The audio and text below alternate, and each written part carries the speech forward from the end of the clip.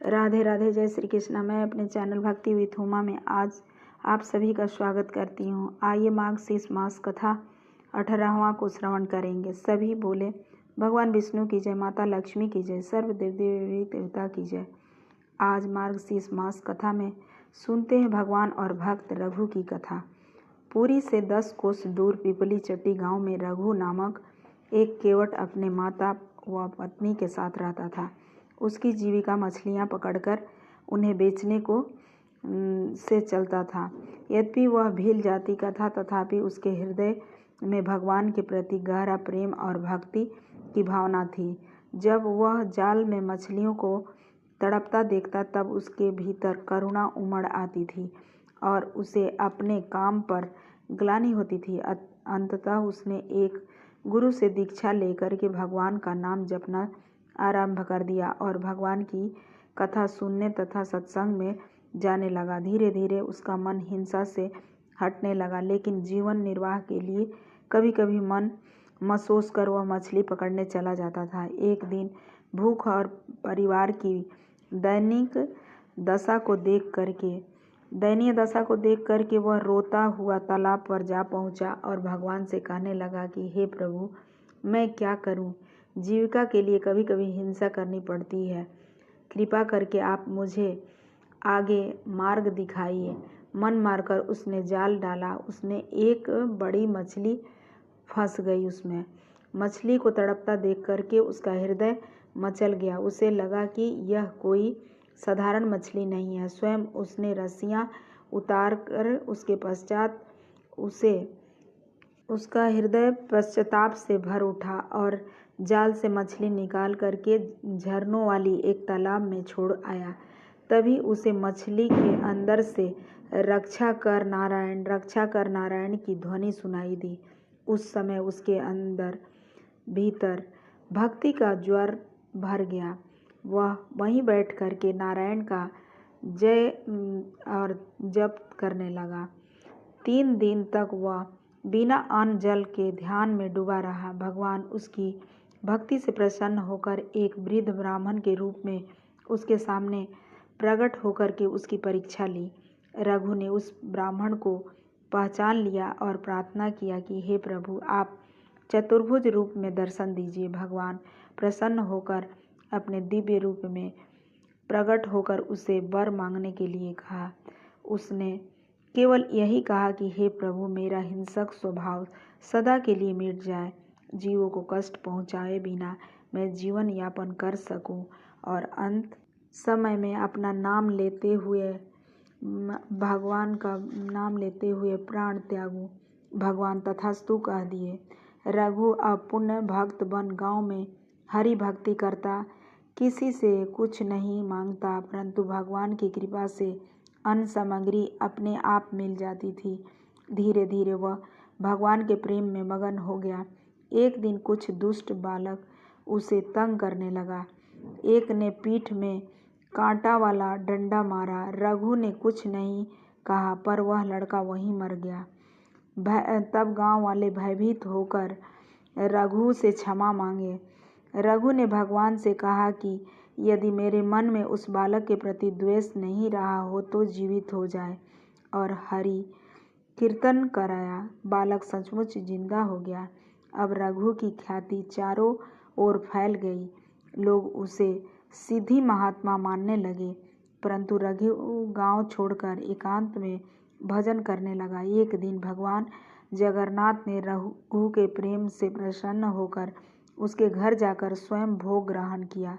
उसी समय राजा द्वारा पुरी मंदिर में चढ़ाया गया भोग भगवान ने स्वीकार नहीं किया। राजा चिंतित हुए। प्रभु ने स्वप्न में कहा कि मैं रघु के घर पिपली चट्टी में भोजन करता हूँ। अब जब तक वो यहाँ नहीं बुलाया जाएगा, मैं यहाँ नहीं लौटूंगा।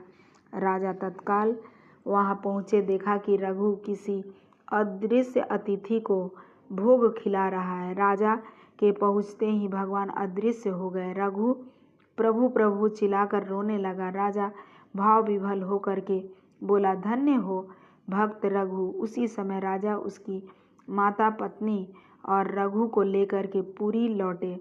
राजा ने मंदिर के दक्षिण में रघु के लिए घर बनवाए।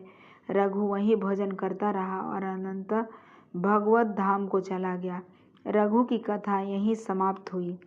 अब सुनते हैं आज का मार्गशीर्ष मास अध्याय। देवहूति ने भगवान कपिल जी से पूछा, प्रभु, प्रकृति पुरुष भर्तृत्व आदि का जैसा लक्षण सांख्य शास्त्र में कहा गया है तथा भक्ति योग अलग अलग जाना जाता है, आप कृपा करके भक्ति योग की मार्ग मुझे विस्तार पूर्वक बताइए।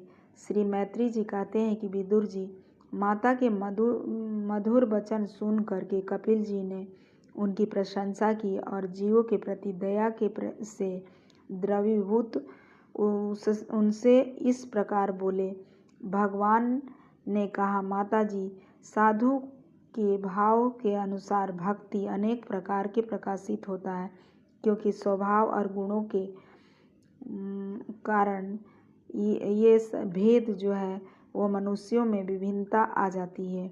जो भेदी पुरुष हृदय में हिंसा अथवा मत्स्य का भाव रखते हैं, मुझे प्रेम करता है, वह मेरा तामस भक्त है। जो भक्त ईश्वर की कामना से प्रतिमा में मेरा भेदभाव से पूजन करता है, वह राजस भक्त है। जो व्यक्ति पापों का क्षय करने के लिए परमात्मा को अर्पण कर पूजन करता है, वह परमात्मा को जो अर्पण करता है वह उसका कर्तव्य है। इस बुद्धि से भेदभाव से मेरा पूजन करता है, जो वह सात्विक भक्त है। जिस प्रकार गंगा का प्रवाह जल अखंड रूप से समुद्र की ओर बहता रहता है, उसी प्रकार से मेरी गुणों के श्रवण मात्र से भक्ति निर्गुण अनन्य भक्त का लक्षण है। ऐसे निष्काम भक्त दिए जाने पर भी मेरी सेवा को छोड़ करके समायोजन मोक्ष तक नहीं लेते। भगवत सेवा के लिए मुक्ति का तिरस्कार करने वाला यह भक्ति योगी तथा परम पुरुषार्थ साध्य कहा गया है। इस गुणों को लांघ कर मेरी परम स्वरूप को प्राप्त कर जाता है। मेरे धर्म का अनुष्ठान करने वाले भक्त का चित्त अत्यंत शुद्ध होकर मेरे गुणों के श्रवण मात्र से अनायास ही मुझ में लग जाता है। मैं आत्मा रूप से सभी जीवों में स्थित हूँ और जो सर्वमत परमात्मा का अनादर करके केवल प्रतिमा रूप में ही मेरा आदर रखते हैं, उनकी पूजा स्वांग मात्र है। मैं सभी भूतों में स्थित हूँ। इस प्रकार जो मेरी उपेक्षा करके केवल प्रतिमा में लगा रहता है, मानो भस्म में ही हवन करता है।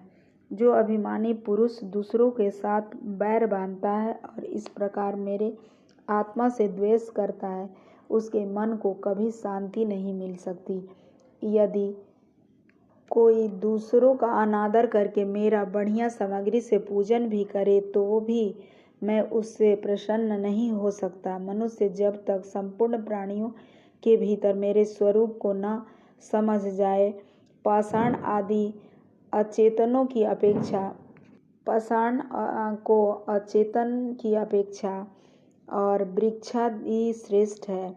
उनसे सांस लेने वाले श्रेष्ठ हैं, उनसे भी मन वाले उत्तम हैं और उनसे भी इंद्रियों के वृत्तियों से युक्त प्राणी श्रेष्ठ है। बहुत से चरण वाले से 4 चरण वाले श्रेष्ठ हैं, 4 चरण वाले से 2 चरण वाले मनुष्य श्रेष्ठ है। मनुष्यों से भी 4 वर्ण श्रेष्ठ है, उनमें भी ब्राह्मण श्रेष्ठ है। ब्राह्मणों में वेद को जानने वाला उत्तम है और वेदज्ञों में भी वेद का तात्पर्य जानने वाला श्रेष्ठ है। तात्पर्य जानने वाले वो से संशय निवारण करने वाला उनसे भी अधिक श्रेष्ठ है। अपने वर्णानुसार का पालन करने वाला और उनसे भी आसक्ति का त्याग करने वाला और निष्काम भाव से आचरण करने वाला, उनसे भी अपने शरीर को मुझ पर ही छोड़कर उपासना करते हैं वे श्रेष्ठ हैं। इस प्रकार समदर्शी मनुष्य से बढ़कर मुझे कोई प्रिय नहीं है। अतः समस्त जीवों को मेरा स्वरूप जान करके पूजा उपासना करे। इनमें से एक का पालन कर मनुष्य परम पुरुष भगवान को प्राप्त कर सकता है। इनका न तो संग संबंधी है और न तो कोई पराया है। पूरे ब्रह्मांड में जो कुछ भी होता है, जो चलता है, जो रुकता है, वो सब कुछ इसी ब्रह्म परमात्मा के द्वारा होता है। अतः सभी बोलो भगवान विष्णु की जय। इस प्रकार से श्री स्कंद पुराणे शीर्ष माघ मास अध्याय 18वां संपन्न हुआ। ओम नमो भगवते वासुदेव।